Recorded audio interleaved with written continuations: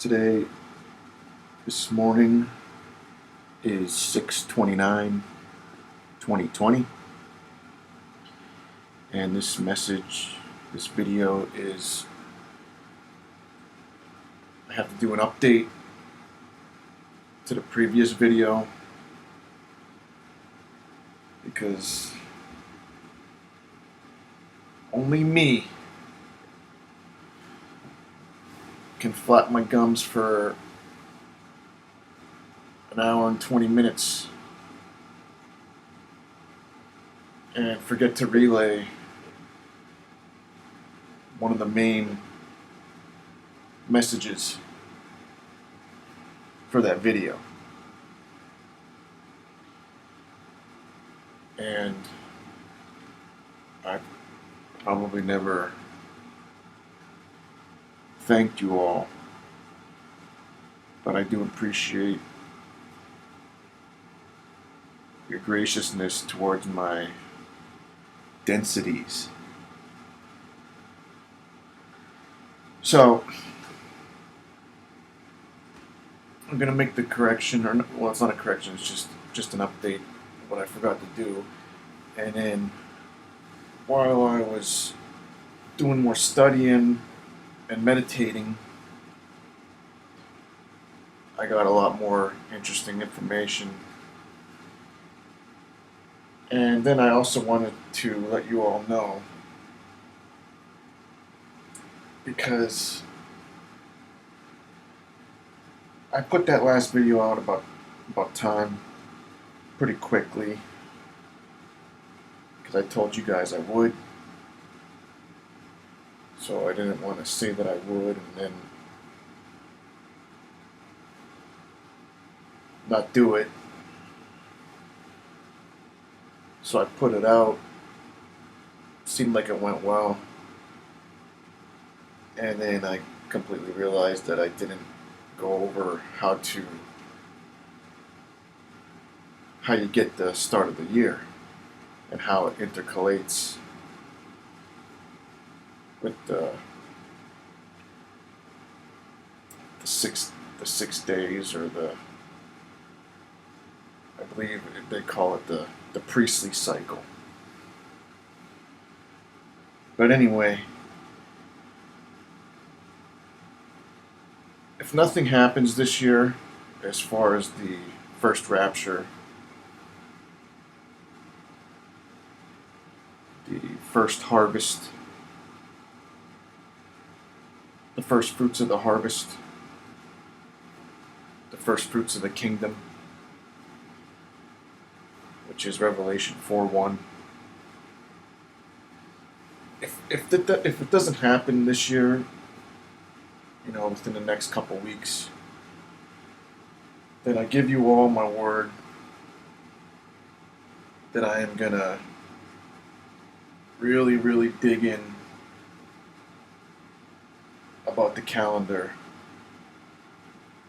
get it really squared away, and then do an updated video before next year and make a nice calendar.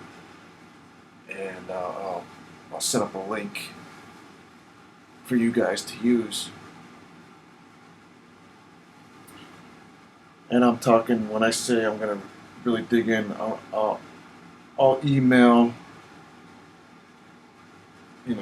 the people that have the best reputations for ancient Hebrew and stuff like that to get this stuff squared away, because it's difficult. It really is. And even when you look at the temple scroll and what they say, I don't agree with. And they considered themselves an extension of I guess you would call it the descendants of Zadok, if that's how you pronounce his name. So, I mean, it kind of comes across as a little arrogant, me saying that I know better than them, but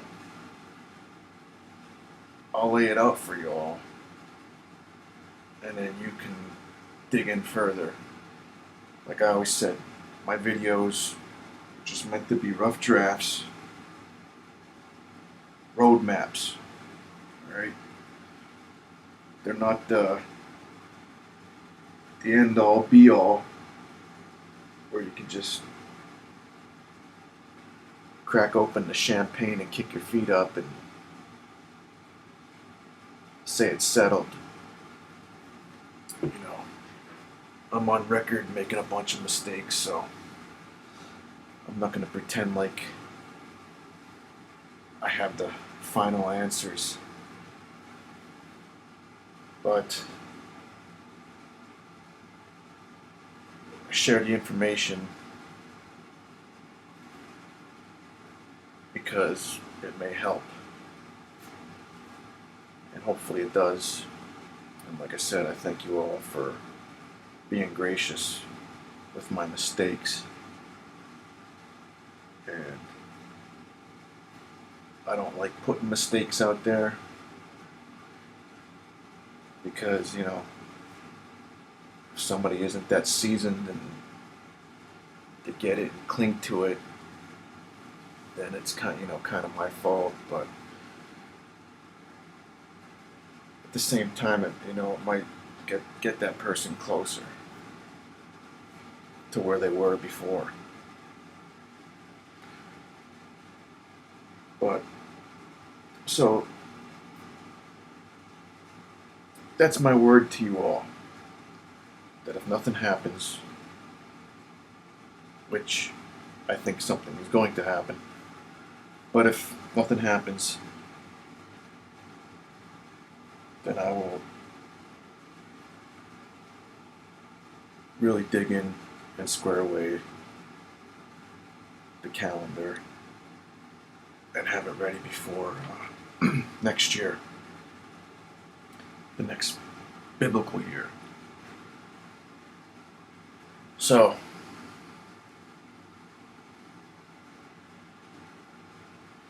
so much stuff has been going on, and I gotta tell you,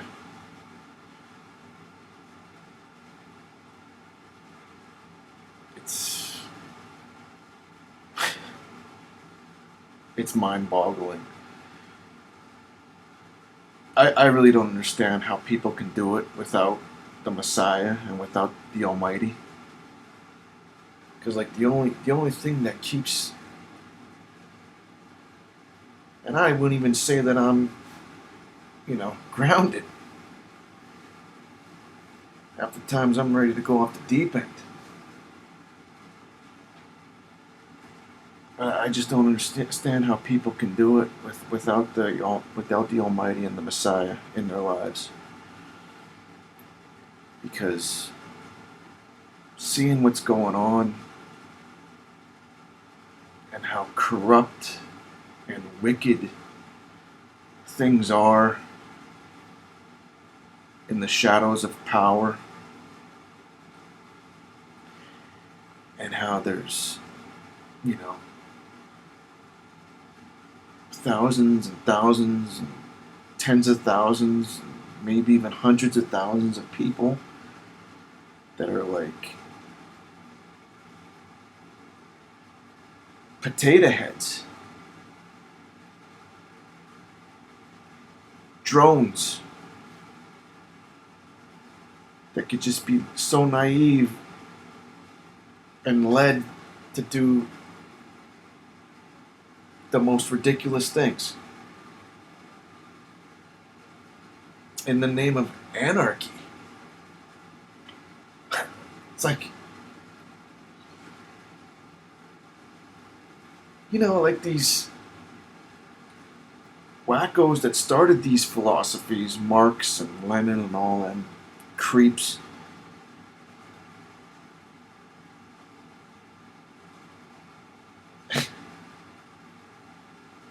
It's like they really didn't put much. They really didn't think things through too much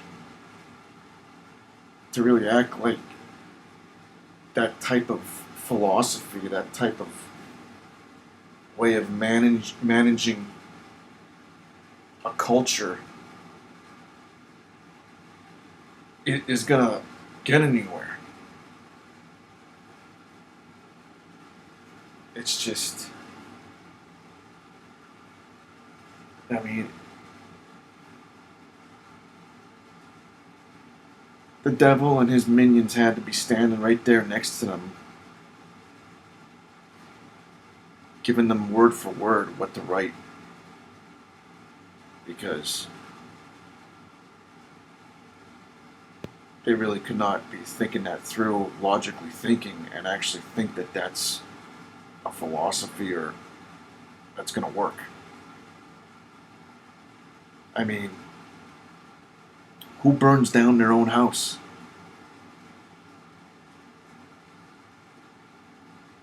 I mean, when somebody burns down their own house on purpose, we refer to them as psychopaths, and we lock them up because they're a threat to society. But yet these philosophies are psychopathic philosophies. And you got these huge group of potato heads running around and obeying their masters.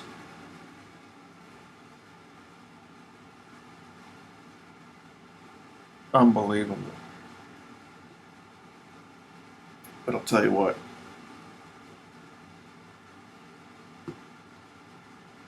President Trump took out ISIS. Well, of course, when I say President Trump, I mean, of course, it starts at the Almighty, through the Messiah, through the holy angels, to President Trump and his inner circle. All right. I'm not just saying President Trump, but he's the anointed end-time ruler that the Almighty picked. And he's the one that's been chosen to prepare the way. And,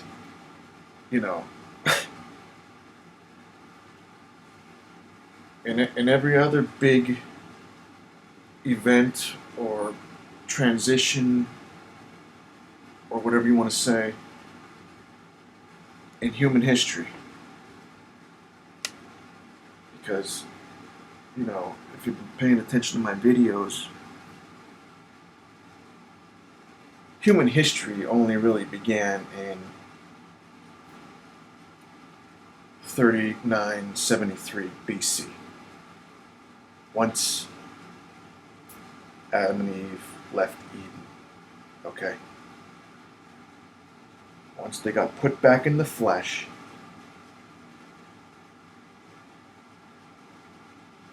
because like I said,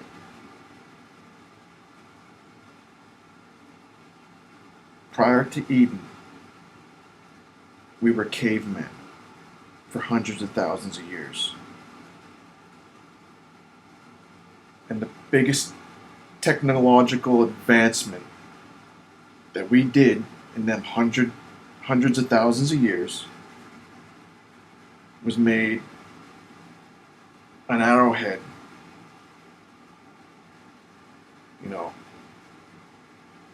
an inch arrowhead to a 5-inch arrowhead. And I know that may sound like I'm joking and being silly, but that's the truth. People try to say that there were these ancient civilizations that had helicopters and all this blah blah blah. I don't believe it. Okay? I don't believe it.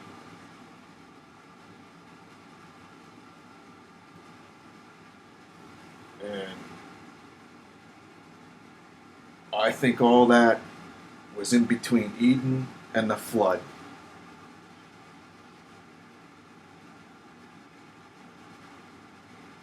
any type of somewhat advanced civilizations occurred in between Eden and the flood. And then after that, it wasn't until Satan got kicked out of Eden with his minions and put into flesh, and when they started advancing in technology, which would be, from around 600 BC onward. But for them people that act like, oh yeah, there were, like, what do they call it? Not Atlas. Atlantis, and all this other stuff. That may have occurred in between Eden and the flood, but it was not 25,000 years ago. At least that's what I believe. Okay. Because, when you look at archaeology and what the scientists say, and I agree with, is that for hundreds of thousands of years, we were cavemen. Slightly above the other animals. And pretty much what separated us from the animals is we were able to make some tools. Hammer, axe, arrowhead, knife, maybe. But it wasn't out of metal. It was out of carved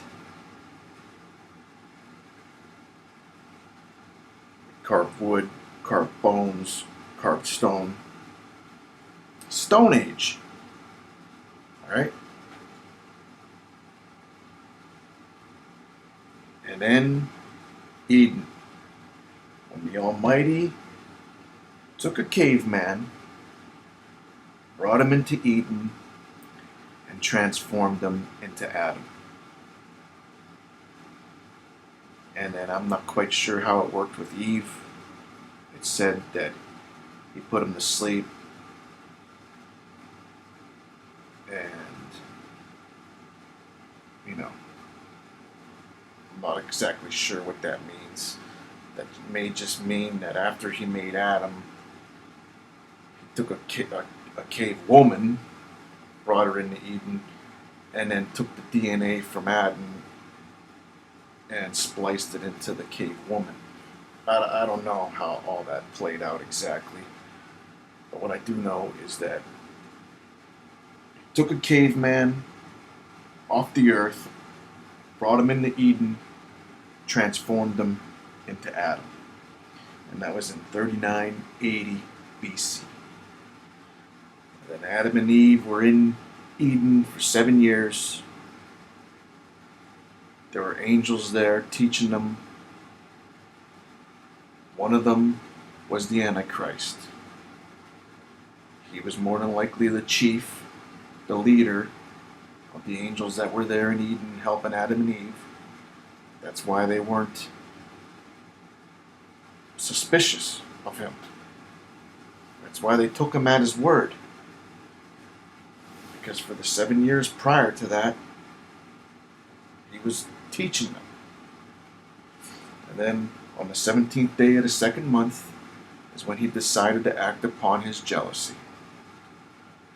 Because from other writings, it sounded like Adam and Eve were very beautiful and glorious. Because it was as they were like angels, but it was as if they still had a body. Probably just like the Messiah after he resurrected. They had some type of body, but they were still spirit beings, not like we are now. And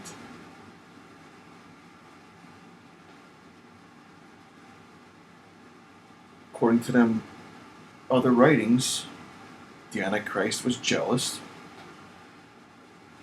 because the other angels and other parts of creation were admiring Adam and Eve. And he viewed them as inferior. You know, he's like,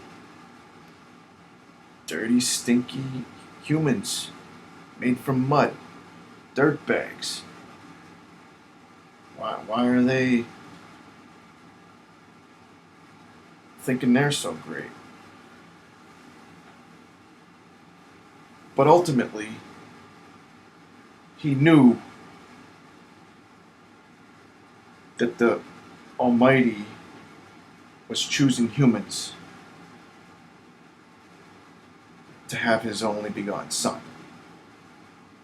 And that was the real underlying jealousy. That the kingdom creation was being passed on to a human. And then he acted upon that jealousy, deceived Adam and Eve, and then the Almighty passed judgment. He ascribed the whole crime to the Antichrist. However, because Adam and Eve also rebelled, they reaped the repercussions. So they also got put back into flesh and then kicked out of Eden. And of course, we've been dealing with sin, evil, ever since. The Antichrist got put into flesh and kicked out of Eden. Now, the Antichrist was a spirit first and then put into flesh. That's why his flesh never dies, because he was a spirit first. Adam and Eve were flesh first. Now that they got put back into flesh, that's why we die. Our spirit doesn't die, but our flesh does. The Antichrist's flesh doesn't die because he was a spirit first. So, and then they actually didn't end up leaving Eden until the 4th month. But the rebellion occurred on the 17th day of the 2nd month. And this nonsense has been going on ever since.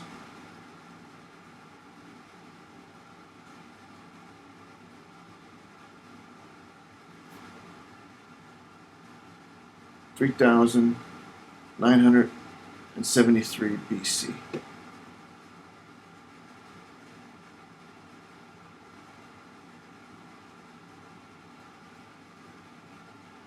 And then the Antichrist birthed the tyrannical feudal system right after that.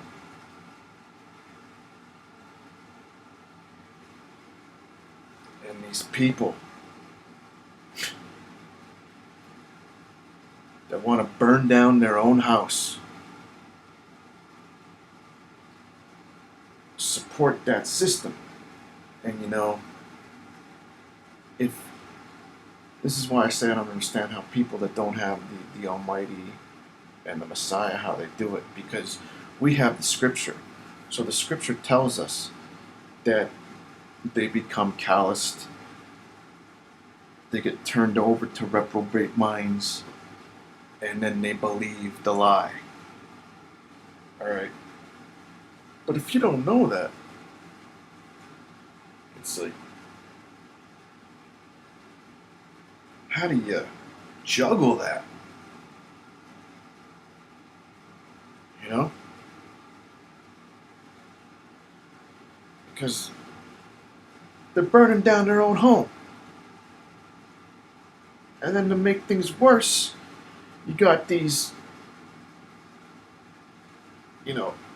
200 plus companies who are supporting them. Some of them, just in word, others in word and deed. They're giving them money. So the country that blessed them with a successful company, because America is one of the most freest places on earth, good place for business. So we have that foundation for people and companies to excel and prosper and grow. And then these companies have lived the American dream, but now they want to turn around and bite the hand that fed them, stab the American dream in the back that gave them their company. How wacky is that?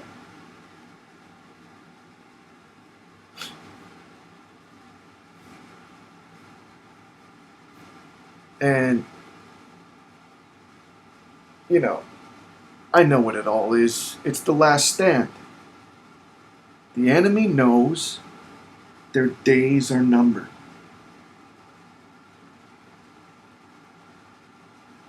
And the enemy knew from the birth of America that we are end-time Ephraim. That's why they've been after us since day one. George Washington warned us that a central bank is more dangerous than a standing army at your border.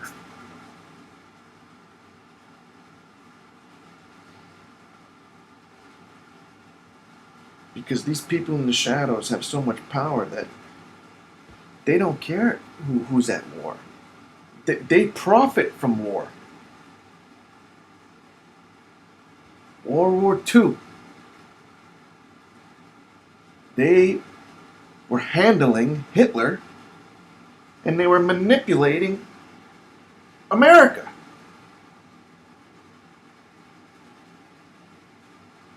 Why? Because they're profiting from both sides. Because they're the ones lending money to both sides to build up for the wars, the war effort.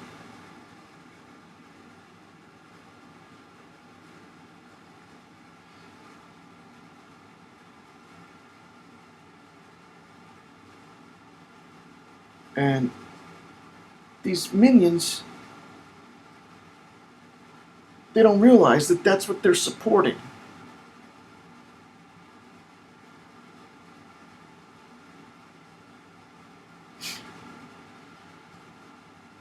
And if they do, then they're just flat out wicked.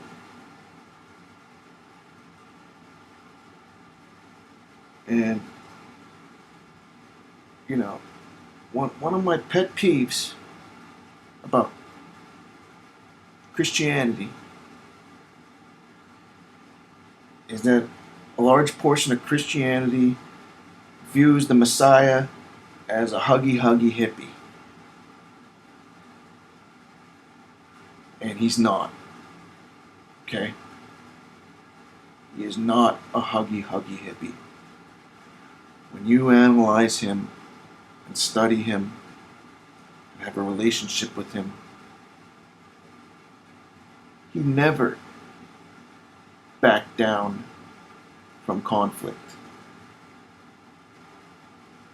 And in many cases, he preempted it. He struck first and hard, so hard that they didn't even attempt to try to do something. And then when you look at the Old Testament on how strict the Almighty was, and when he commanded them to kill everything, children, livestock, he's not a huggy hippie, okay? And when you look at the promised land of the ancient Israelites, they had to go to war for it. not only just go to war, but they had to go to war against giants. You know, they were like 10, 12 foot tall, some of them. Back then, when you only had, a shield and a sword, if somebody was 2 times your size, well,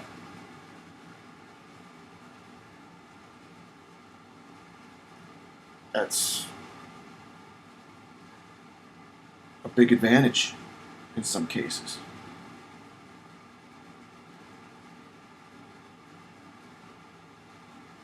So when the Almighty blessed us with America, because that's what it is, it's a blessing. It's a fulfillment of prophecy for Ephraim. And,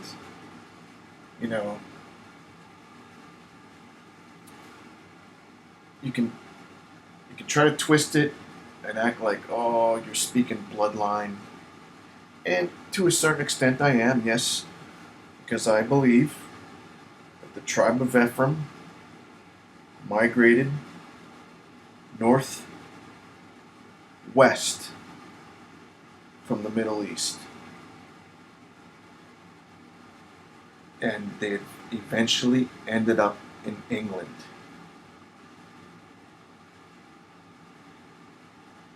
And when you see how most of the ancient, excuse me, not ancient, but when you study it and research it, you'll see that the majority of the people who left England for America were from one area.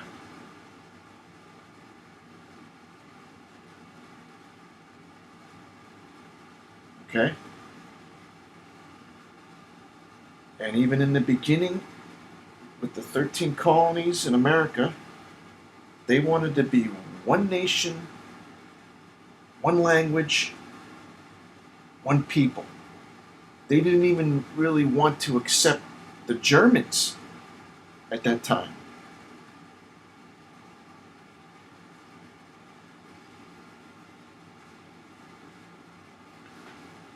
But anyway, it doesn't matter now because the nation's been established. So yes, when they came over, they were from the bloodline of Ephraim. But once the nation was established, then it's established. So other peoples came, but it's still the nation under the banner of Ephraim. Okay? And like I said, the enemy knew this from day one.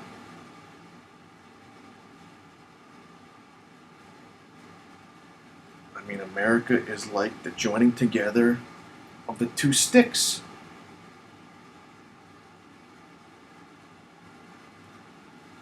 Northern and southern. All of Israel. And then to add to it, it even joins the Gentiles.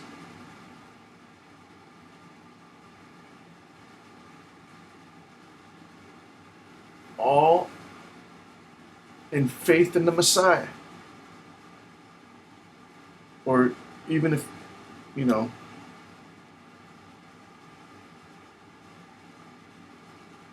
didn't have faith in the Messiah, they still loved America for the beacon of liberty that it is.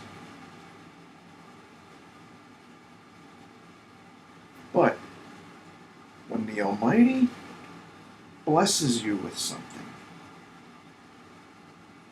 it's your duty to hold on to it.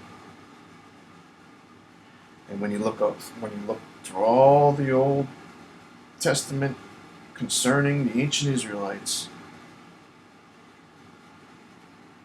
and like I've been preaching since day one of doing my videos, is that Israel was never really a bloodline.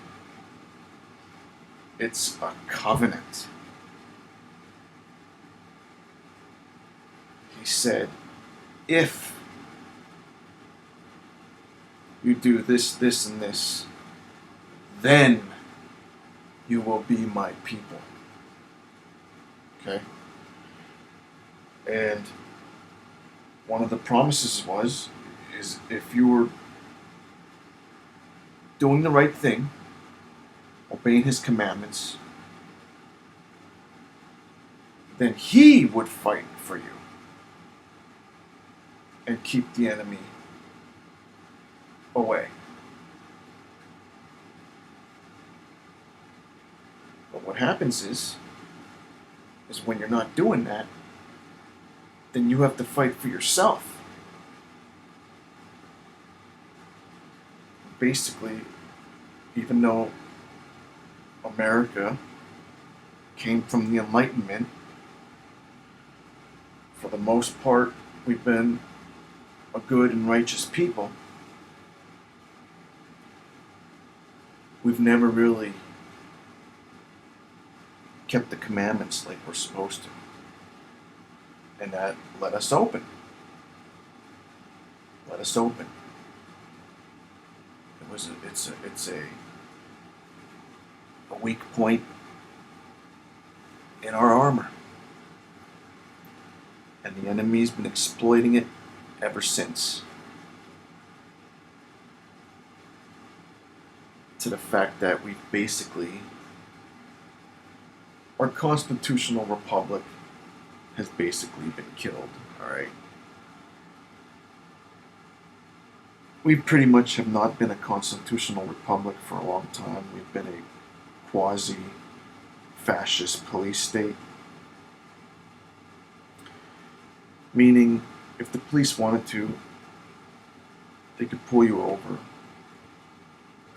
and find something wrong.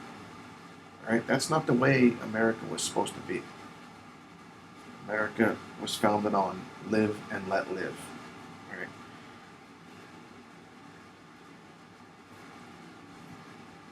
You know, guided by a decent morality, but you could basically do what you want on your own private property as long as it isn't hurting other people. Then live and let live. That was the idea. You know? And on and on and on. But my point is that you have to hold on to it. And that's even what Benjamin Franklin said.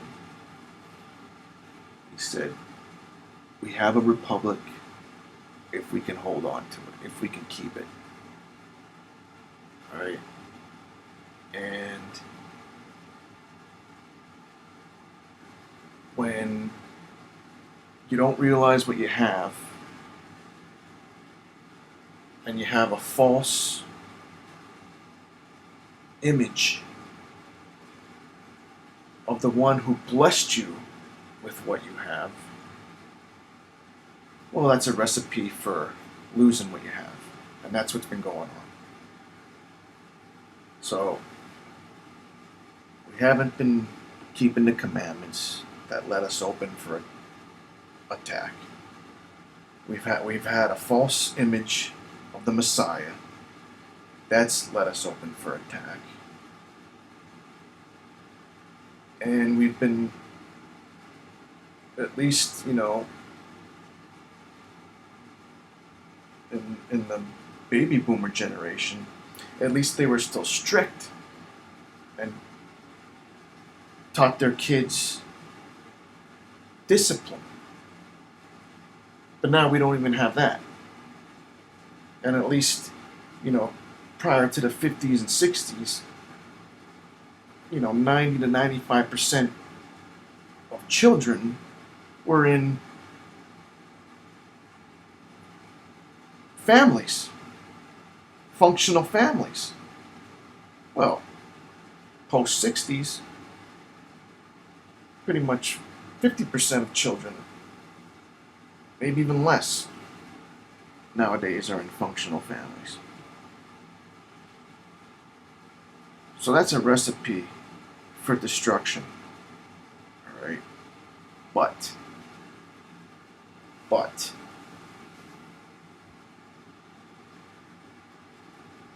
the Almighty has given us a second chance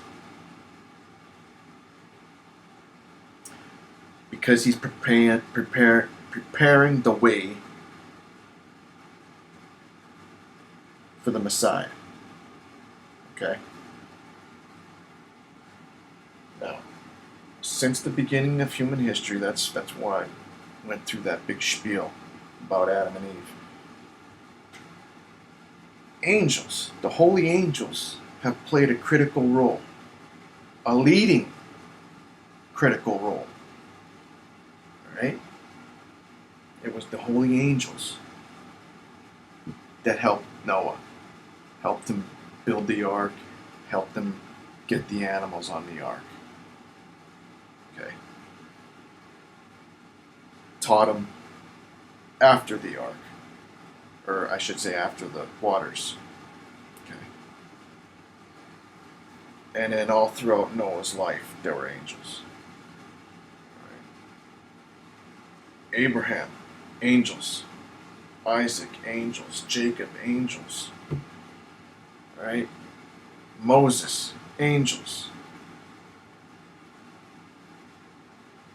So all these big turning point events in human history, specifically the people of the Almighty, He gives angels to lead. Right? Now, all past events were, the beginning, the quarter mark, the halfway mark of human history. All right. Right now, we are at the final generation of human history.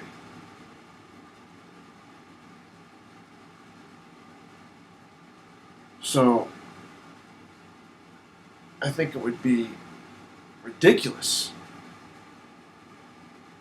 to pretend like there isn't angels working in the inner circle of President Trump.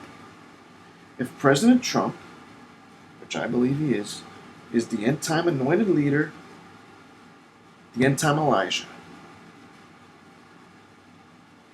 then of course there's angels working with him. Because not only is he the end time leader, the end time anointed Elijah, but he is the head, the king, the ruler of the end time camp of Ephraim. And the end time camp of Ephraim is the one that the Almighty uses as His main weapon against wickedness. Okay? So,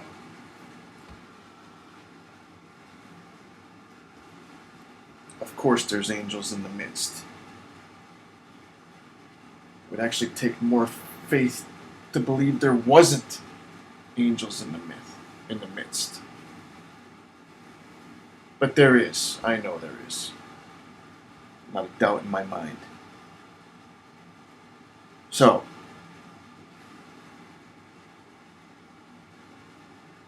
this is our final opportunity. Okay? And at the same time, the enemy knows that their days are numbered. And they know America is the final obstacle in their way of dominating the world. Okay? If America wasn't America, they could easily dominate the world. Alright? But America's standing in their way, and they've been slowly trying to take us out for, I would say, about the 50s or 60s. Okay? Now, it was always the plan to have a one world order. Okay? But America was supposed to play a part for a while and then fall in line. And everything was going as planned, whether it was Democrat or Republican. They were both following the plan, weren't fighting back. You had a little kickback with Kennedy, and they took care of that. You had another little kickback with Reagan, and they took care of that. But ultimately, it doesn't matter if you're Democrat or Republican. They've been controlling the whole show until President Trump.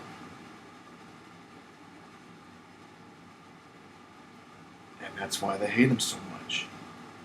Because he's taken them on behalf of the Messiah, on behalf of the Almighty. Okay?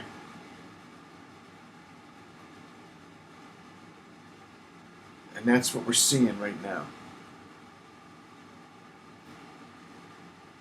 Is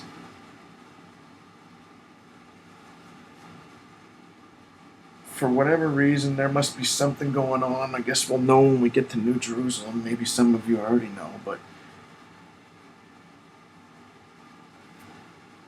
the devil and his minions, even though they are way more technologically advanced than us, and they could probably just take us over by force, they're not allowed to do that. There's some type of rule or whatever, something that they must abide by. And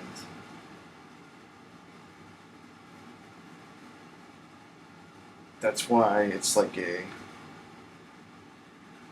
move and then a counter move, a move and then a counter move, a move and then a counter move. But prior to Trump, they really didn't have to do moves and counter moves. It was mostly just step by step in their direction, just slow enough that the masses wouldn't notice. With enough deceit, icing on the cake, that they actually think that the way that the world's going is good. Globalism is good. Don't you want to be part of the global community? Don't you want to be connected? Part of the network?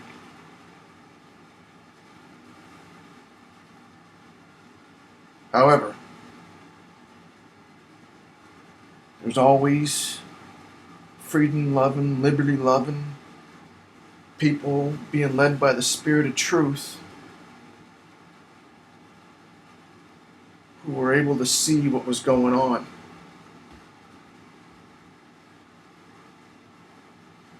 And then for the longest time, they've been in the shadows, and we didn't know how despicable they are. When I say despicable, I'm talking about crimes against children, and not just crimes. Wicked crimes that you and I couldn't even imagine. Yet they do it on a daily basis. Crimes against humanity. Just completely wicked and despicable. Why? Because it's been working for them. The Almighty never said that their side doesn't have power. that their things wouldn't work. They do work.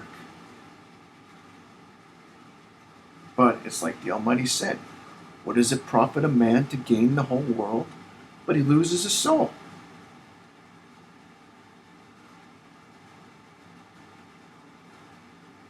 So, these things do have power, you know? And it's been working for them. Look at how much power and wealth they have. Just 3 or 4 families manage trillions of dollars.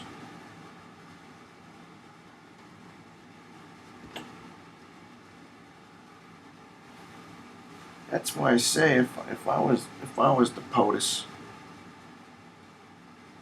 I would just lock them up and take their money.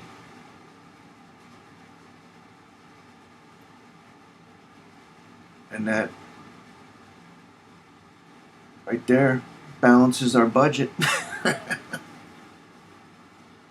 But anyway, so right now we are on the precipice. Okay. That's why we see all this madness. Is because the hierarchy in the human realm know they know what they've done. See, they had a plan. They had a 16-year plan to finish the pyramid, so that they could bring the capstone down. All right. And the first 8 years was Obama. It was his job to weaken America. And then the final 8 years was going to be Hillary. And she was going to finish us off. Take away our guns. And then that's it. If they got our guns, our Second Amendment, that's it. Game over. Because then they could just do everything by force. But as long as 200 million Americans have a rifle or some type of firearm, that's something they can't mess with.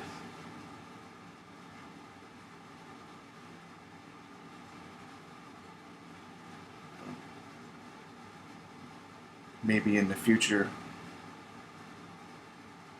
be some type of technology that they would be able to, but I believe that's one of the reasons why this is the end. Because I mean, soon they're going to be able to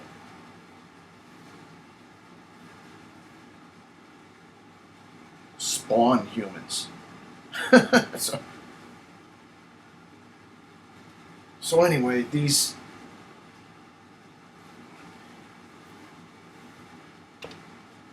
people trying to burn down their own home and the companies that support them, it's spiritual, all right? And I know spiritual just means energy, but meaning is that they're controlled by the dark side, period. Right? If you were in the middle of the fence, like if you weren't sure about the left side or the right side, you were in the middle of the fence, you still wouldn't be burning down your house.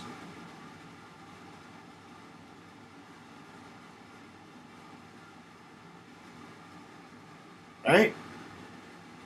You got to be turned over to a reprobate mind to do that. But it's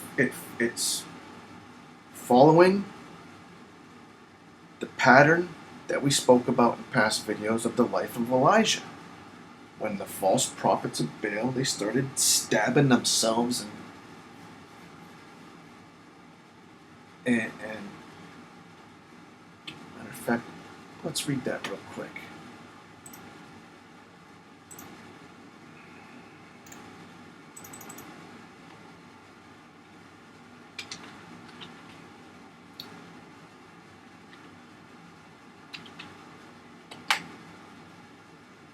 Because, you know,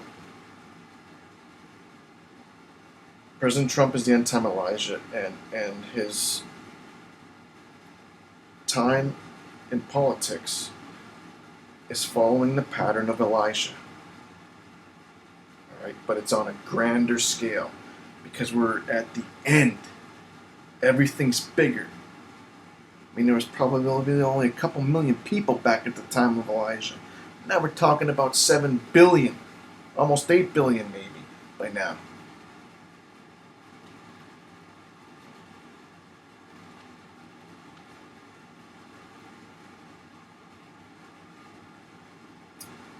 So, 1836.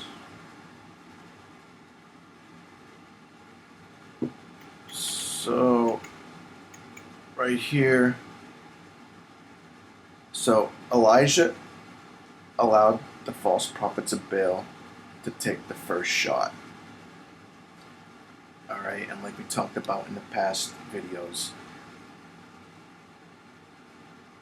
that's what President Trump has been doing when he allowed them to go through their Russian hoax, their impeachment witch hunt, you know, everything that's been going on. Because they already have everything on these scumbags. They already have it all. But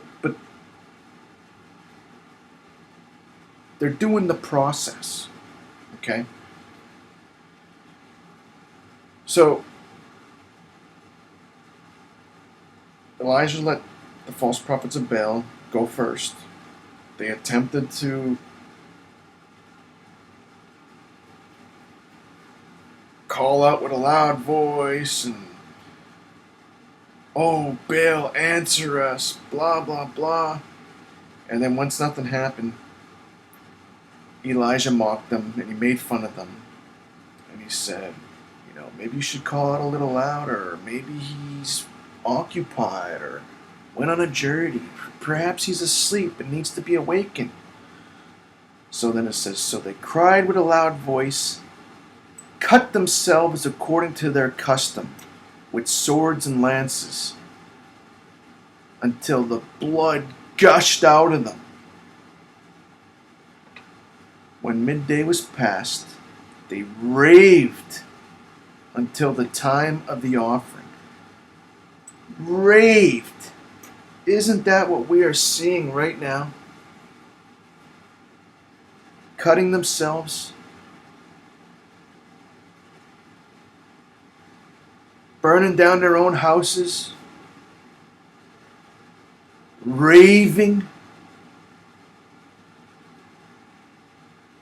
Okay?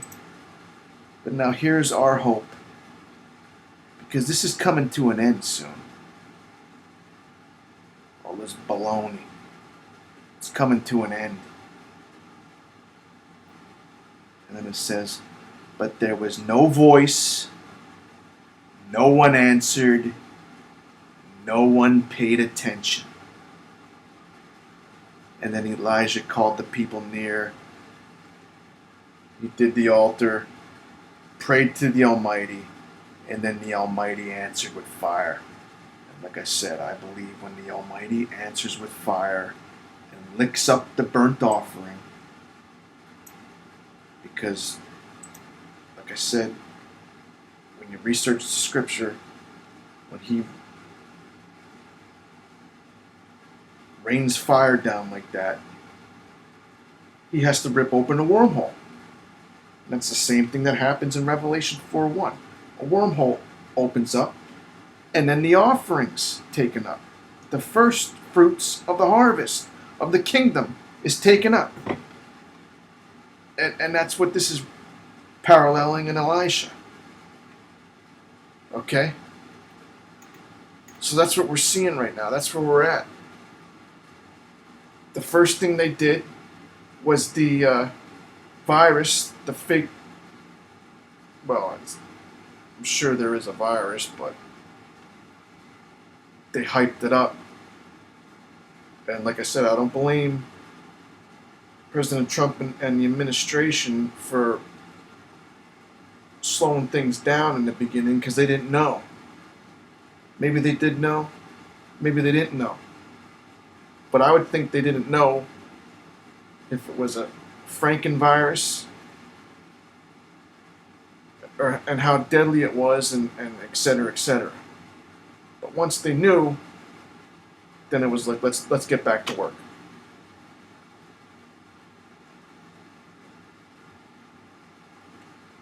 So that's where we're at. But now you think about it, when you see all this ridiculousness going on, with them burning down their own houses, demanding all this baloney,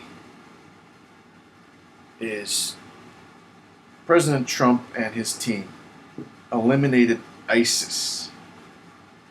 Now, ISIS was a hardened, paid mercenary army of the cabal, the deep state, the order, the shadow rulers, right? They basically came into being, I don't know, I think it was around 2009. The one guy that was handled by the intelligence agencies, they let him out of prison, and they used him as a figurehead to basically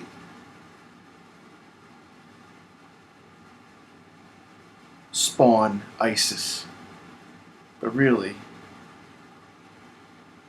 it was the shadow operators, the intelligence.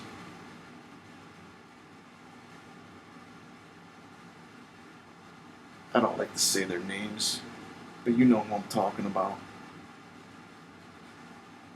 They made ISIS on behalf of Obama and Hillary. Why? To bring chaos into the Middle East so they can come in and put their servants into place, and they can control the oil, etc., etc., opium and oil.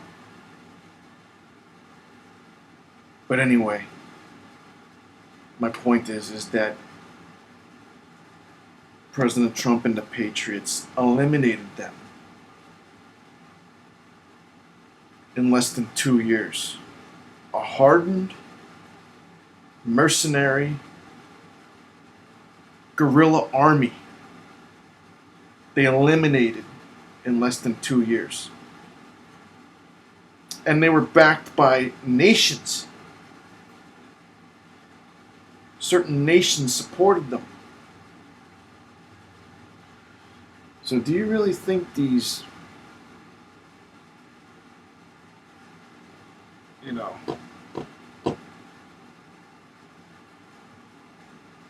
trying to think of how to say this without, offending any of you guys. But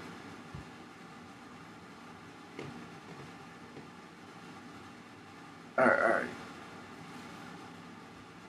These Antifas and the BLMs, I'll just say that, all right?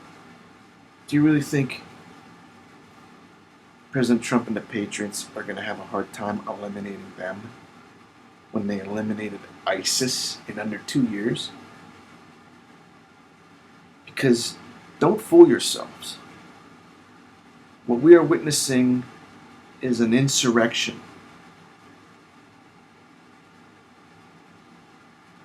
They are following the exact playbook of Hitler and his rise to power. Do your research. Look what the brown shirts did, who supported them, what their goal was. Once they got their goal, what they did. The Hitler Youth. They were organized by the SA as Marxist revolutionaries.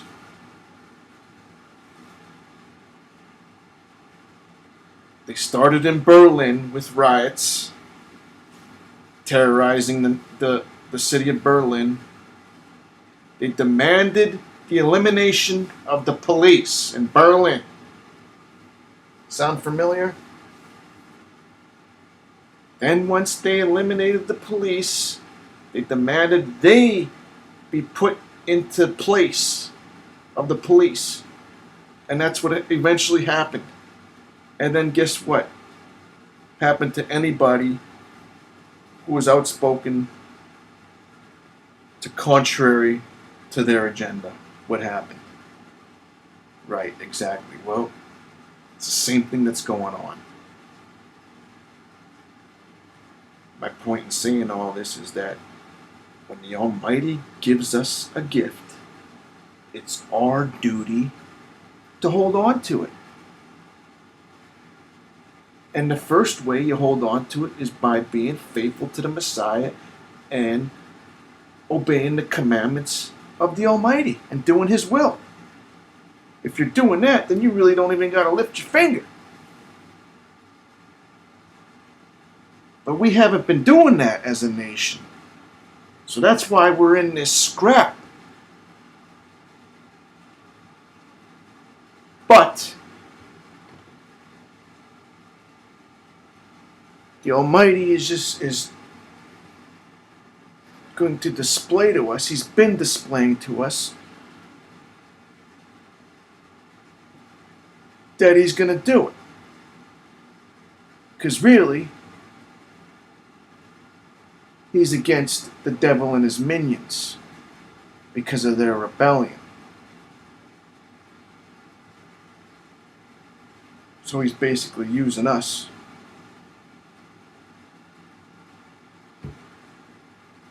to show us that He's the only one to be glorified. And He's going to defeat the enemy. But really, it's the Messiah, and He's going to be doing it. And then once He cleanses everything, He's going to give it back to the Father. And that's when the Father comes down to tabernacle with us. So, right now we're seeing the final stand in live time. Alright? And when you see what President Trump has done, he's been doing some major check moves. Okay? Right? Because right now, people are waking up big time. People are realizing this isn't Democrat versus Republican, black versus white, elderly versus the young, male versus female, straight versus, gay. This is, do you want your home and a good life and a good job and security?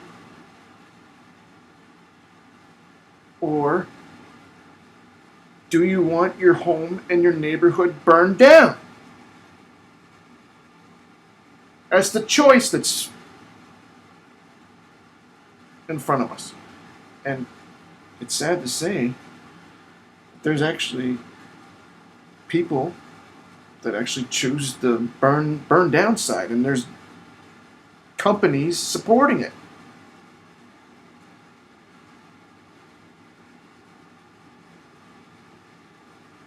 But what President Trump did was brilliant. He designated them as terrorists. So now, because there's a lot of rich, powerful people in the shadows that were financing them. But now, they're not just financing activists. Now, they're financing terrorists. That was a check move. Okay?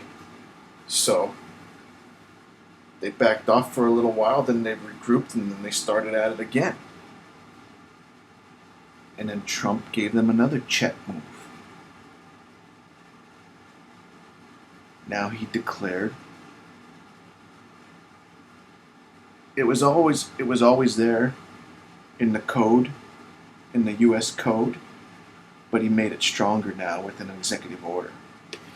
And so now there's a big penalty for vandalizing government property. And what happened was, after he made them terrorists, that authorized the feds to be able to engage. Because in the first couple days when they started burning everything down, it was on the locals, because they had this all mapped out. Antifa and BLM, the Black Lie Makeover, they had this all mapped out. And they were going to do it in the cities that were under Democrat control, with Democrat governors and Democrat district attorneys. So they knew that they wouldn't get in trouble. Now, of course, you had to keep it under a certain limit. Of course, you're going to get put downtown if you murder somebody, but burning, looting, whatever else, roughing people up, that all got swept under the rug because it was in Democrat control. The demon rats in their cities. Okay, but when the ball was called and they weren't fulfilling their duty of protecting the people, that's when he labeled them as domestic terrorists, and that changed everything. And then they started sending in feds, and they started taking out the hierarchy. And they've been doing that ever since. And now that he did the executive order, now they are getting big time jail sentences too. So essentially, they're locking up the leadership in jail, and they're going to be locked up for a long time. Another check move. And the checkmate's going to be coming soon. If you've been following my videos, you'll know what that checkmate move is, which is the second seal. Alright. So, and an excellent article to read to get a better understanding of what's going on is this here article right here in the American Thinker. And basically, what this guy tells us is that this whole ideology came from a Russian Jew, and it's not what you think. Like, the white does not refer to your race. It's actually referring to your cultural orientation. All right, and if you read this article, it really sheds a lot of light on the subject. Okay, but now I flapped my gums way too long with that, but let's get back to the... So, let me just quick start off with the date here. So today is the 104th day of the biblical year from the Almighty's calendar. 13th day of the 4th month of the first year of the first week of the 121st Jubilee. 6,000th year since the transformation of caveman into Adam in 3980 BC. 6/29/2020. Okay, and what I forgot to go over in the last video was the start of the year. Yeah, the most basic thing I forgot to go over. So anyway, the start of the year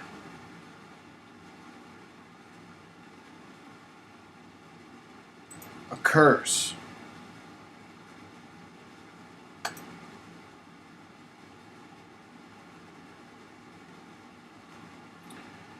on a Wednesday. Why? Because it mirrors the ages of creation. And time was created in the fourth age, when the Almighty made the sun, moon, and stars. Okay, the earth was made in the first age, and then the sun and moon and stars were not made until the fourth age, which amazed me, but it's the truth. Okay. Now, here is how the 364 days calendar keeps the intercalation with the 365.24, I think it is, days solar year. Because 364 day versus 365.2. So every year you're losing a day, and then every 4 or 5 years you're losing an extra day. But the way that is grounded or intercalated, as they say,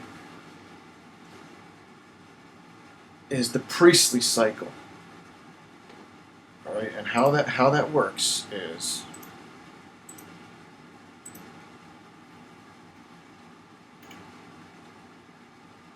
okay. So let's go to 2019, month 1. Okay. All right, now I do not agree with the Torah calendar. I do not agree with the way they do it. However, their software, or whatever you want to say, their setup is very nice. And it would be really nice if they had it correct, but I don't even know if I have it correct. But so, you see right here, we have March 20th is the spring equinox. Alright? So, the first day of the year is always on the Wednesday after the 364th day in the week of the spring equinox. Now, so in 2019, it was March 20th.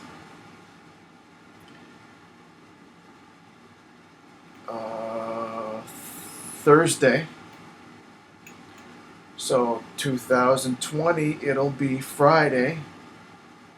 2021, it'll be Saturday. 2022, it will be Sunday. So, and in 2018, it was Wednesday. 17, it was Tuesday. 16, it was Monday. All right. So, the priestly cycle is when the spring equinox. So you have the 364th day. Ends on a Tuesday. No matter what, it'll always end on a Tuesday. Okay. Now, if the spring equinox is on Sunday, Monday, Tuesday, Wednesday, Thursday, Friday, or Saturday, then it's this Wednesday. Now, if the spring equinox is on this Sunday, then you wait until the following Wednesday. And that resets. That's where the intercalation is. That's how the solar and 364 keep from running. Alright? So like I said, so this is 19, 20, 21, 22. So 2022, it should be on Sunday. Let's check that out. 2022. Month 1. Okay. Let's see. What you would call it? Tour calendar still acts like there's 13 and 12 months and all that stuff.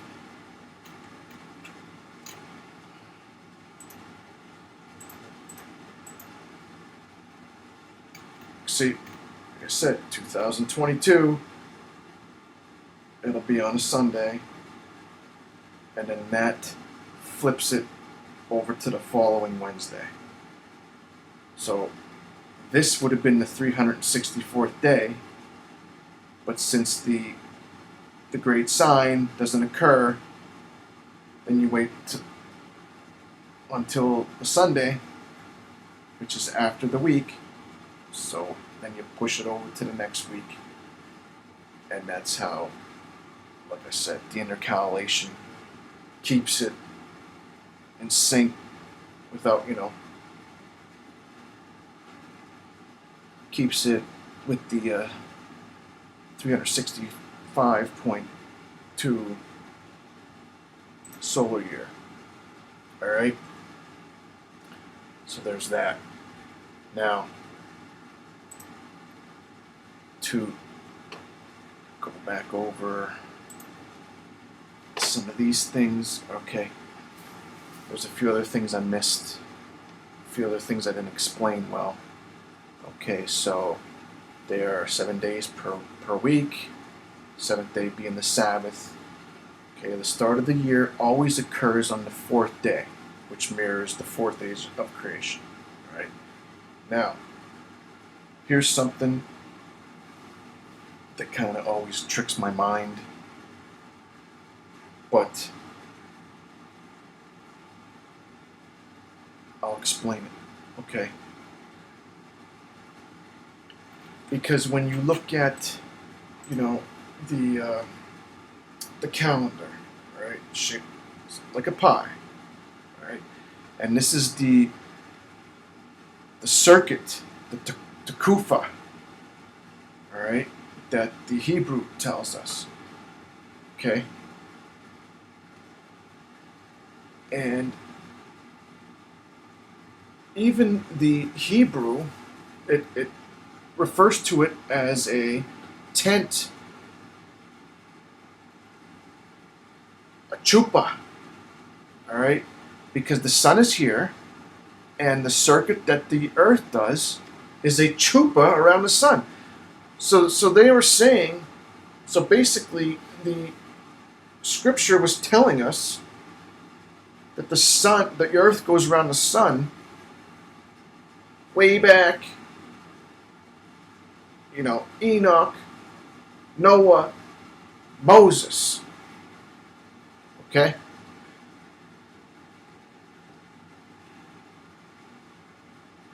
But one of the things that boggle my mind is because is the 12th month 31 days, or is the first month 31 days? Okay? But it's the 12th month is 31 days, and I'll show you why. and the third month, 6th month, 9th month. Because if you did 31 days in the first month, the seasons wouldn't all start on a Wednesday. But when it's the 12th month is the 31 days, and the third month and the 6th month and 9th month, then what happens is the seasons, which are referred to as Tequfas, all begin on a Wednesday. So not every month will begin on the Wednesday, but all the seasons. See, we have first day of summer, 4/1, Wednesday. First day of autumn, fall, 7/1, Wednesday. First day of winter, 10/1, Wednesday. Okay, and if you did it the other way, then it wouldn't fall like that. Okay. So now, so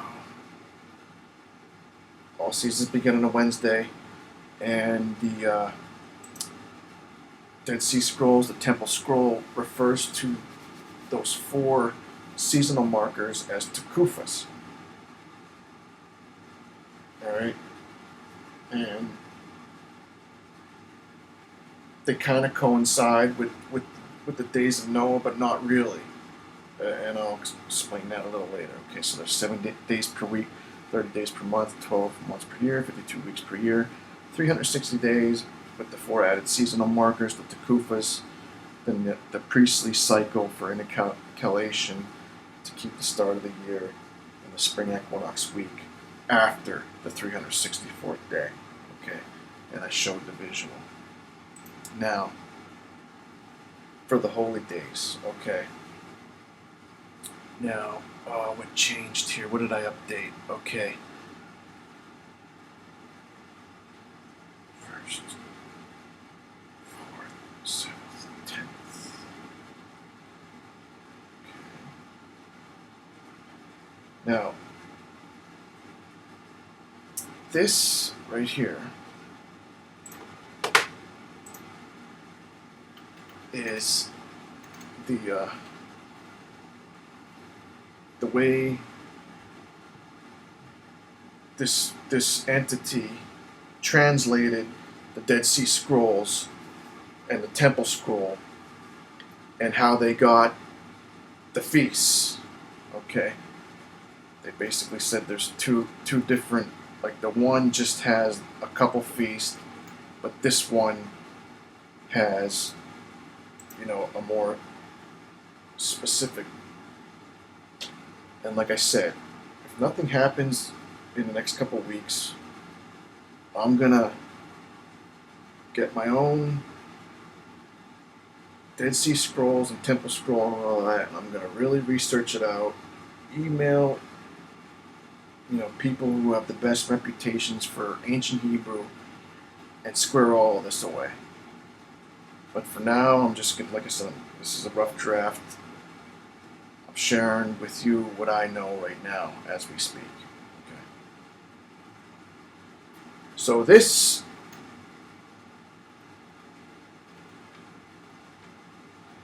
has the holidays listed like this. Okay. And they have the Tequfas as the days of remembrance on the 1st of the 1st, the 1st of the 4th, 1st of the 7th, and the 1st of the 10th. Alright.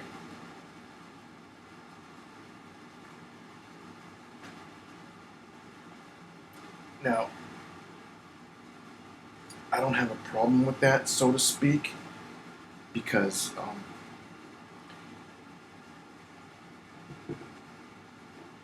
they are the turning of the month, or excuse me, of the seasons. Okay, these are literally the changing of the seasons. All right. However, days of remembrance were not on the first originally. And I can prove that,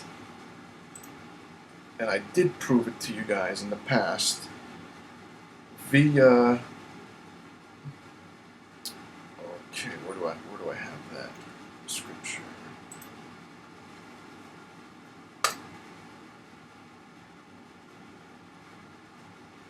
Well, anyway, I kind of know it off the top of my head. It's Genesis, where 29, I believe it is.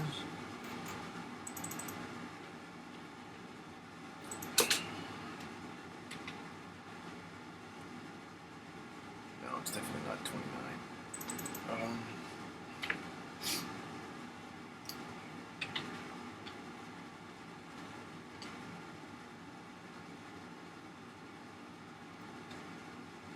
Okay, so, all right. So it should be Genesis 8.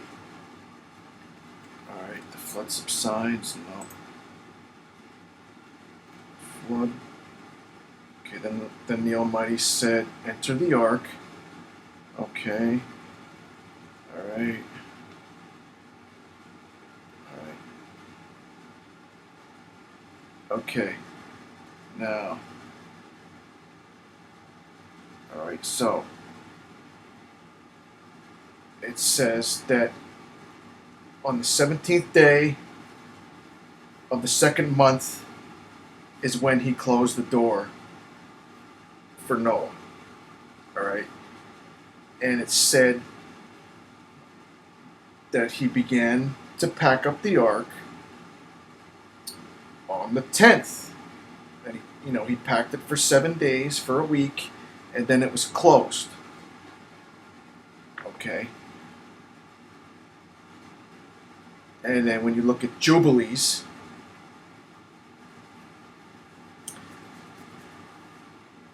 it says the same thing.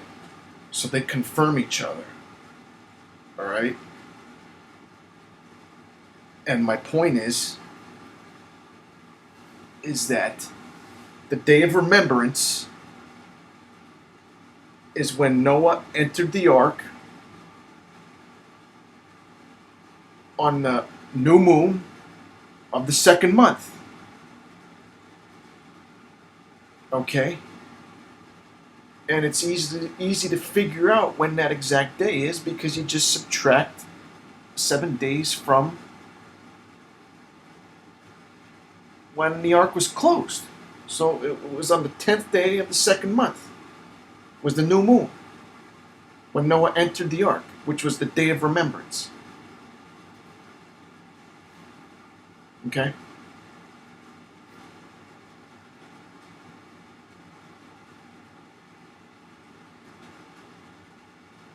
Let's see. Okay.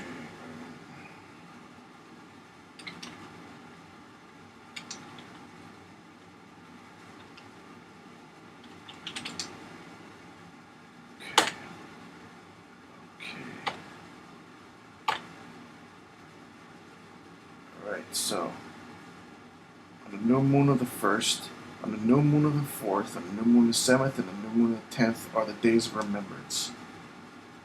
Okay.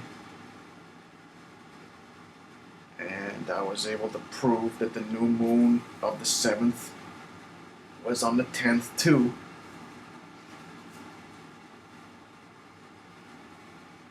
Okay. So,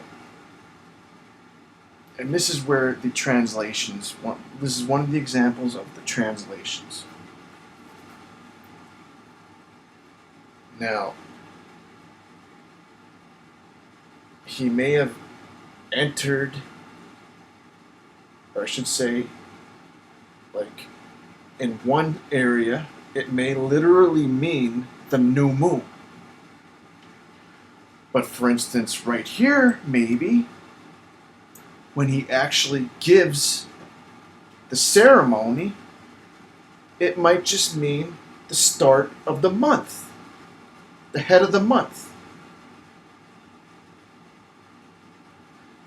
which may be how this came about, the Tequfas.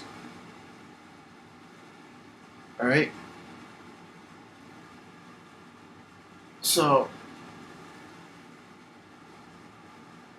it makes more sense to me that it's the first of the first, the first of the fourth, the first of the seventh, and the first of the 10th.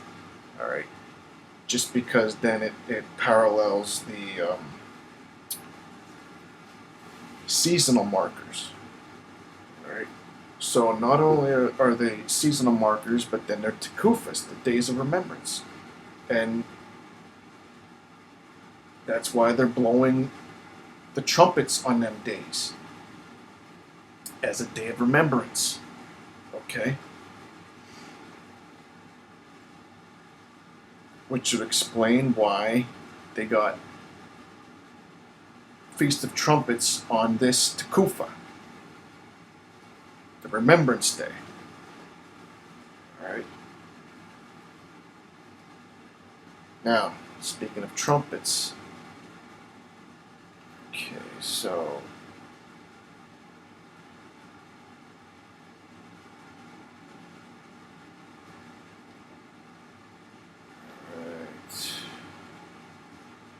now, let's slow down here, and we'll go to first fruits of the barley. Okay, because you see here they have first fruits of the barley on the 26th. All right, and these PFs, the Dead Sea Scrolls, the Temple Scroll actually has the calendar also separated into 750s. Okay. And I have them labeled on my calendar here. So we got the start of the 750s is first fruits of the barley, which is the start of the Omer count. All right. Then you do the 7 Sabbaths. Okay. And then you have the first 50 is Pentecost. Okay, then you do another 7 Sabbaths. And the second 50 is new wine. You do another 7 Sabbaths. The third is new oil. And then there's nothing really going on in the fourth. Then in the fifth, you have the Hanukkah, which ends on the Day of Remembrance, the Tequfa number 4. And then you have the 7th 50 is ingathering. Okay? And this is another little tricky thing. Because in 2 places in the scripture, it's as if they are mixing up ingathering and Sukkot. Because in 2 places of scripture, it says Feast of Ingathering as the final pilgrimage feast, not Sukkot. All right, and the way you can tell it is because it says that it's at the end of the circuit, which is winter. Summer would be the start of the circuit, or excuse me, spring would be the start of the circuit. Winter would be the end of the circuit.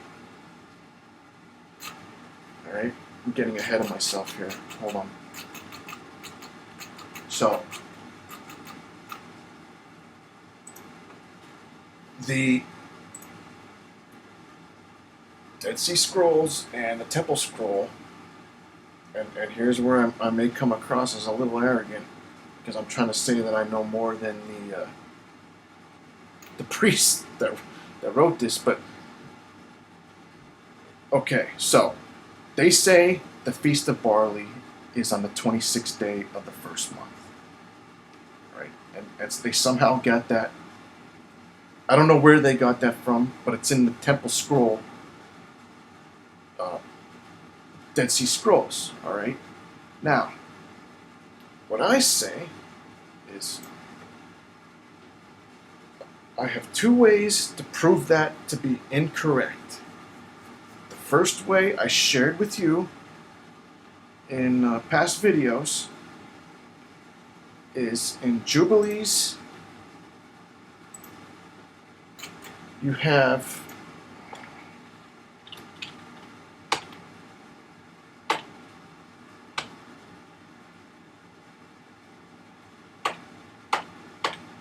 Jubilees. Oh, should I just passed it? 23. I think it's 22. I think it's this one. Okay.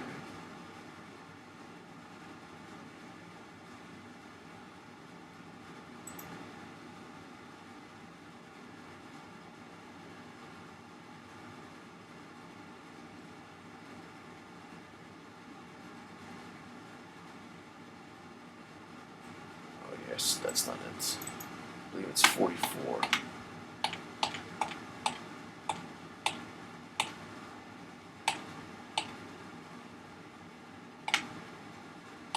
30.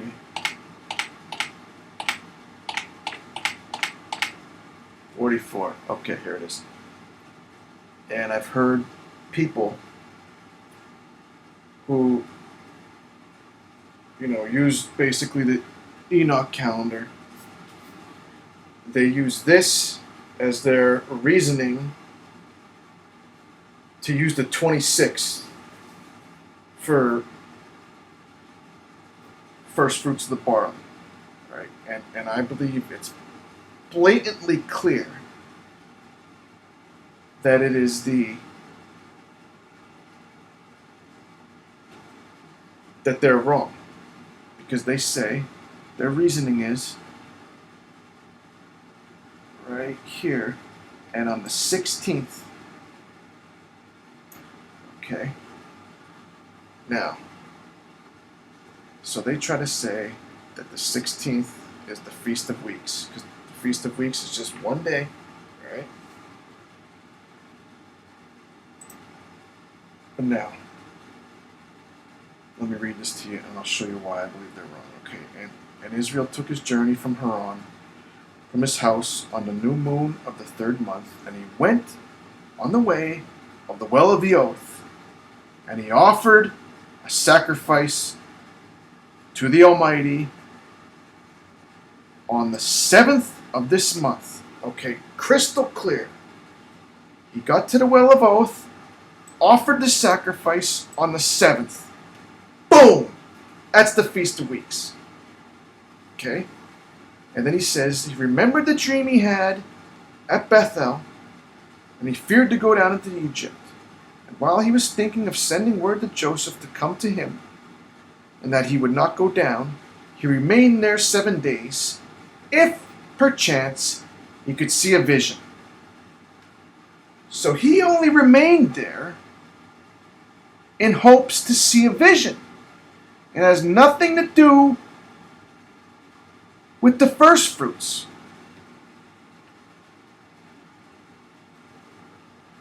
Because right here, the well of oath, because remember, further up in Jubilees, the Almighty tells us that the Feast of Weeks is a 2-part feast. It's a feast of covenant and a feast of first fruits. Okay? And this is why it's called the well of oath. Because it's talking about the covenant. And I believe that's actually where Abraham was going to sacrifice Isaac. But then the angel of the Almighty stopped him. And then he built him. And I think that's why it's called the well of oath. But anyway, no matter what, it's in reference to the covenant, which is one of the 2 parts of what the feast is about. It's about covenant and first fruits. And then right here, to me, it's clear as day. On the new moon of the 3rd month, he went on the way of the well of oath, and he offered a sacrifice on the 7th of this month. Now, okay, so to me that's crystal clear. But then I also have other reasons to support that, okay? Because when you go to 3-7, it is actually the 7th Sabbath. All right? But remember, they didn't get the 50th day until they entered the promised land. Because remember, he says count. So at this time, at the time of Jacob, at the time of Abraham, Isaac, Jacob, everything before they went to the promise, they entered the promised land, they celebrated it on the 7th Sabbath.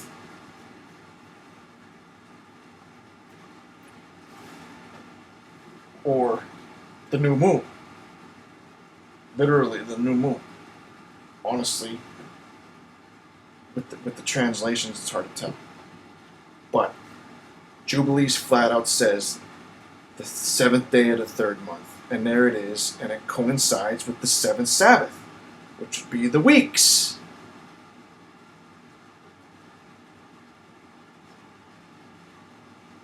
And then they added the 50th day when they entered the promised land.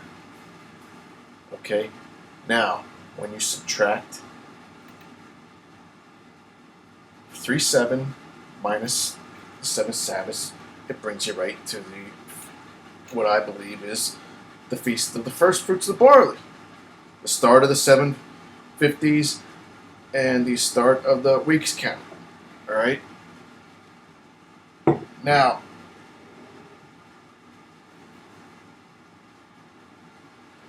there's that. And then there is also the Exodus.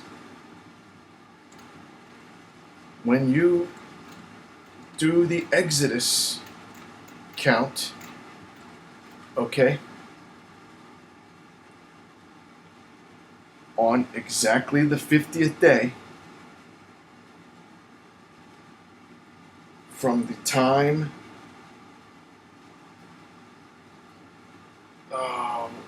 what did they actually say there? They're on the outside of Egypt.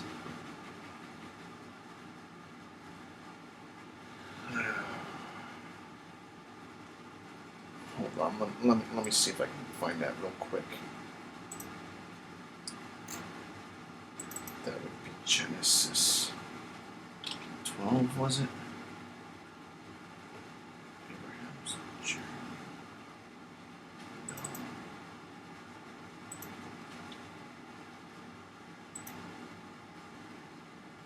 I should have had this ready. I knew there was one.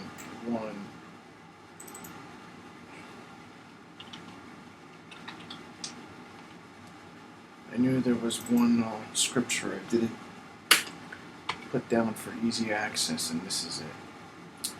Okay, there we are, 12. Alright, so... Okay. Alright, so... Got the Passover. Alright. Examples, okay.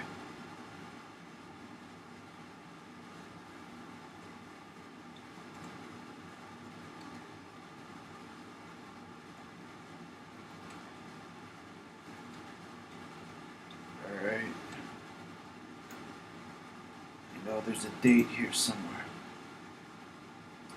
Consecration. No.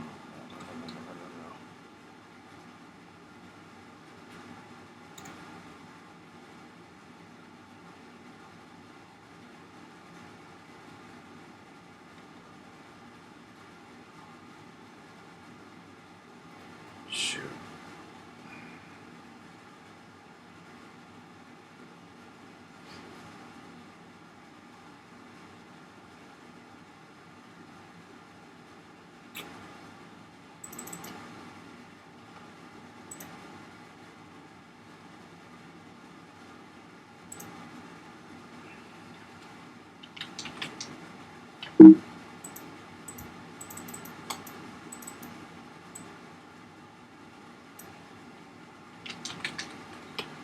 I know this video is going long. I flap my gums about that. The anarchist. It's so annoying. But I know we're gonna win. 7 years, 7 years.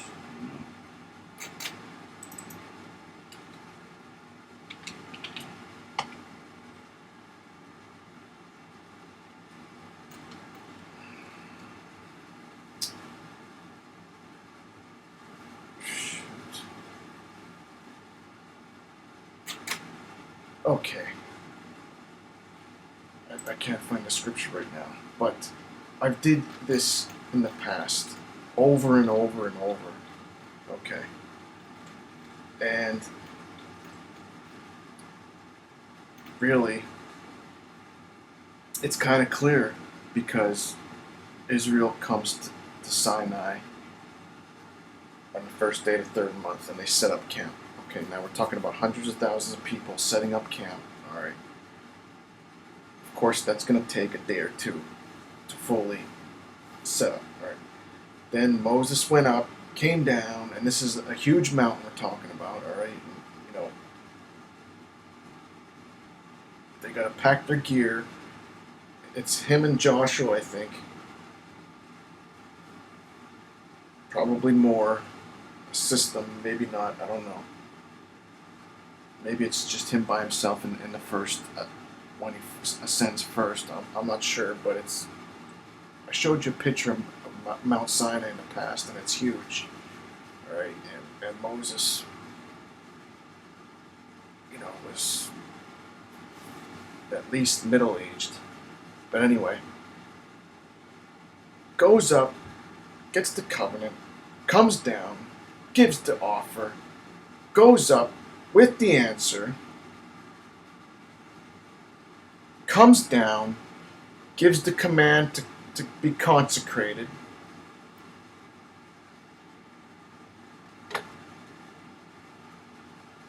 and then we have the Almighty comes down on the morning of the 50th day. And it's the exact day of the Omer count. Meaning,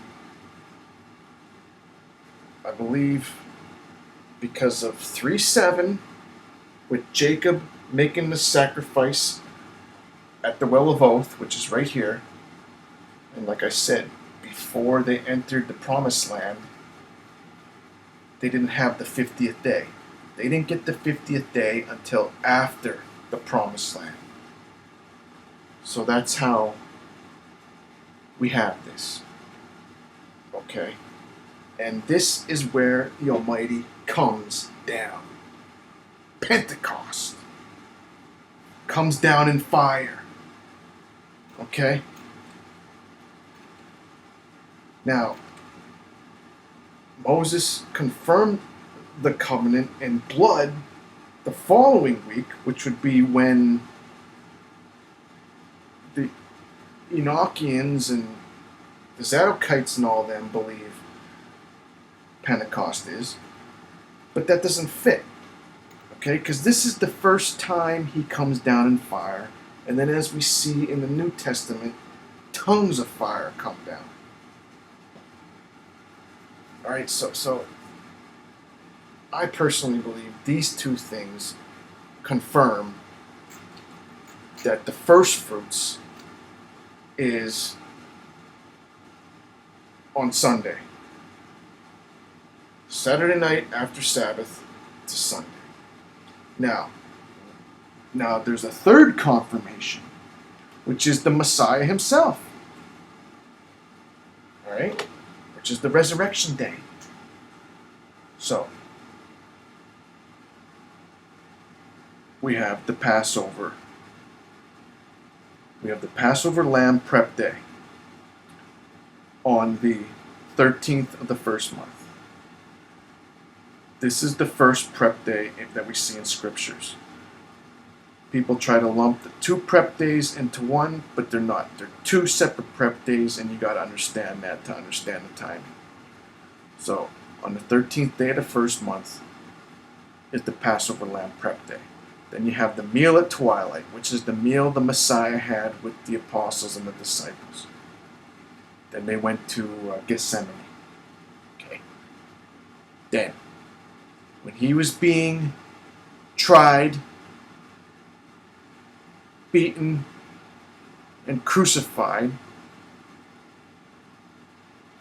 the Israelites were doing the prep day for the removal of the leaven. All right, which is the first day of unleavened bread. So, meal at twilight, 14th is Passover. Then you have the removal of leaven, which is the other preparation day. So the Messiah was being crucified when the leaven was being removed. Okay. Then at the evening is the unleavened bread meal and the sacrifices. So then you have unleavened bread day 1. He's in the grave. Unleavened bread day 2. He's in the grave. Unleavened bread day 3. He's in the grave. And then he resurrects after twilight. Now,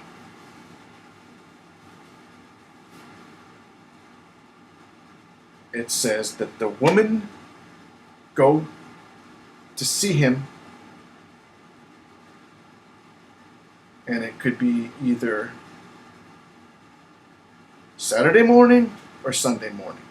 Now, I believe it's Sunday morning for the simple fact that they were going not just to see, to take a peek on him. They had things to go where they were actually going to be spreading oil and fragrance and cleaning them up, sprucing them up. And I don't think they would be doing that on a Sabbath. So I lean towards they went to the tomb on Sunday morning. They rested and mourned for these couple days, and then after the Sabbath, they went to the tomb on Sunday morning, and he wasn't there. Okay. Now, when Mary goes to touch him, when he presents himself to them, to the females, he doesn't let her touch him. He says, I haven't ascended to my Father yet. Okay? But a short time later, he's eating and touching with the disciples and the apostles. So what does that tell me? That tells me that on the first fruits of the barley, on Sunday morning, he's seen the women. He didn't ascend to New Jerusalem yet. After he's seen the women, sometime during that day, he ascended to New Jerusalem, and he was presented as the wave sheaf and the blood without blemish as the ordination of high priest. Because remember, as of right now, he's our high priest interceding for us. So he's already been ordained. And I believe it happened right here. Right here. Which would be the start of the count.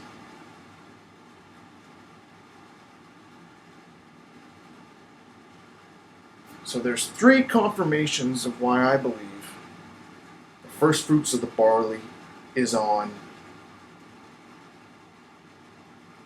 the Sunday, the 19th, unleavened bread day 5, 19th day of the third month. Okay. I may be wrong, but I mean, there's 3 confirmations.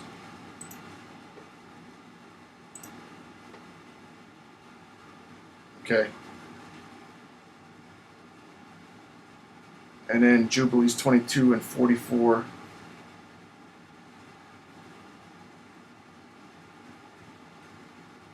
Okay. Now, like I said, then we have the Pentecost, new wine, new oil, new wood, trumpets atonement. Now, there may be 2 trumpets, because you have the first of the 7th, the first day of the 7th month. It's a Tequfa, day of remembrance. Blow the trumpets. You blow the trumpets on every Tequfa. All right. Now, then there's also scriptures that say that there's a trumpet blowing on the 10th day, which is atonement. Okay. So, I'll have to fine-tune that in the future. Okay, and then we have the dedication of, all right, we Tabernacles is pretty clear. 8th day of Tabernacles, Solemn Assembly. Then we have on the 25th day of the 9th month is the dedication, the lights, Feast of Lights, which is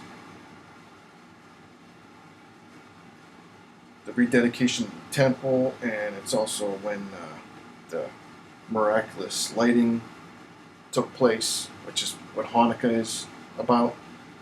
All right, and then on the last day is actually the final Tequfa, final day of remembrance, 10-1. Because like I said before, it's like the Almighty was putting feasts for Israel along with the Tequifas, the days of remembrance, which coincided with the seasonal markers. But now, I forgot to add this, and it is the, yes, 1229.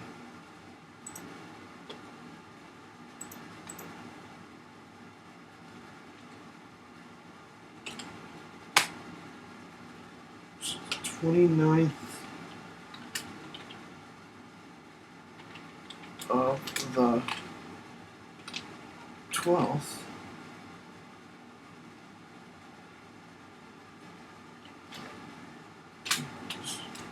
Ingathering. Alright. And that will always be on Sunday, I believe that was, wasn't it? Yes, because it'll be the 7th 50. 7th. Okay, and this is probably the white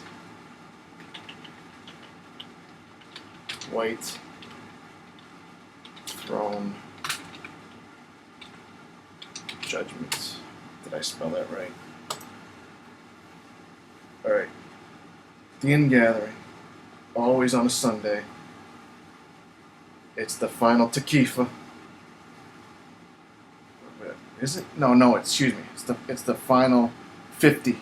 The 7th 50. Okay, not the Tequfa. It's the final 50. So right before that is the 7th Sabbath of the 7th. And then we have the 7th 50. The ingathering. Alright, and I believe that's probably pointing to the White Throne Judgment, when that's the final gathering for the people who didn't have the opportunity to receive the Messiah via the preaching of the gospel, their deeds will be weighed, and if they're found to be good, they'll be brought in as part of the camp, as part of the nation. If they're found to be evil, they'll be cast into the burning fire. All right. Now, I know this is taking forever. Well, I'm taking forever. But, okay, so I just want to go over these high watches real quick. Obviously, the summer solstice, Ring of Fire, Equinox came and went. And I had a good feeling about that, I admit it, but I should have known. Usually the things do not occur on the exact time of the celestial sign. The celestial sign comes first, just like a road sign, you know.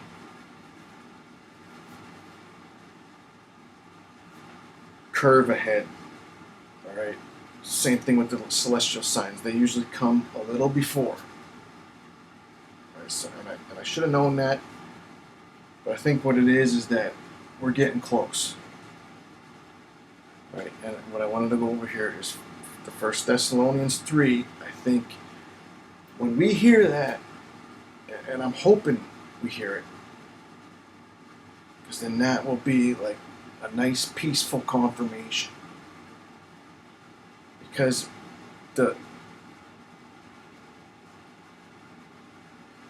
when it talks about then sudden destruction, when you look at that in the Greek, it means at that time.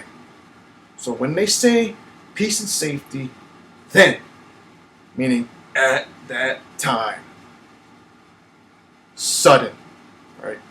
And since POTUS Trump is the anointed spokesperson, I would think he's the one we should hear the when they say from.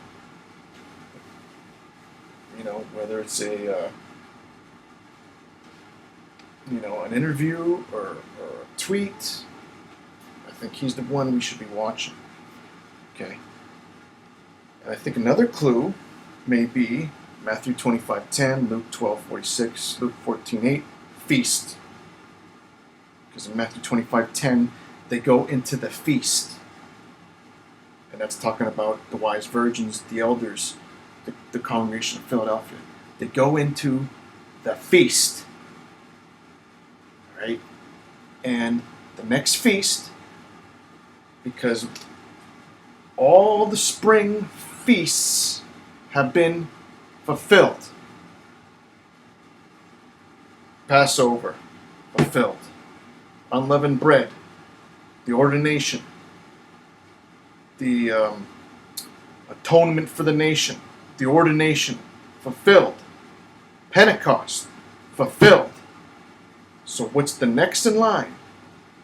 New wine. And it's a feast, and it's after the 7 sevens. Okay? So I believe this right here is the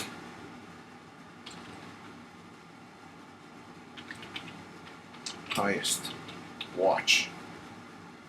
But I would think it occurs before that. Because, I mean, we're talking about probably hundreds of millions of spirits. Or people, whatever you want to say. I would think we would have a little time to get situated.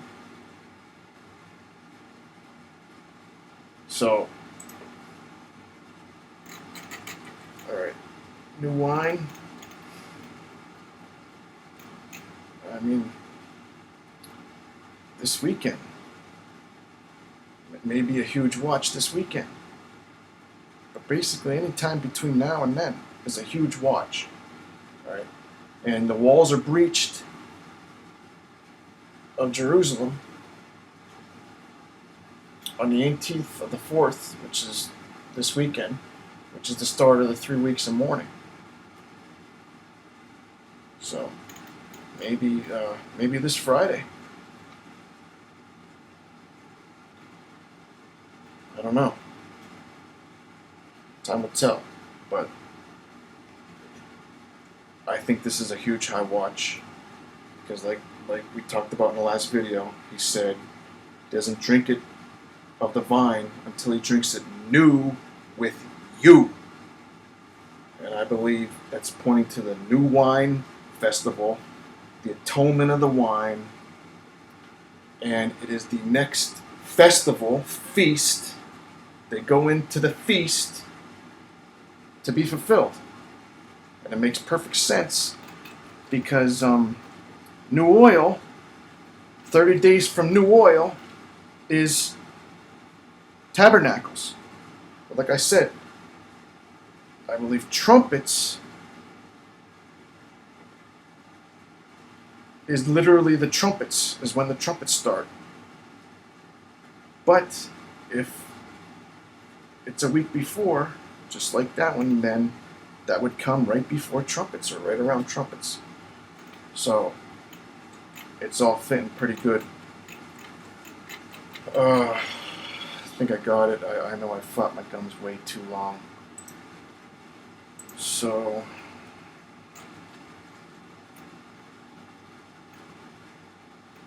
yeah.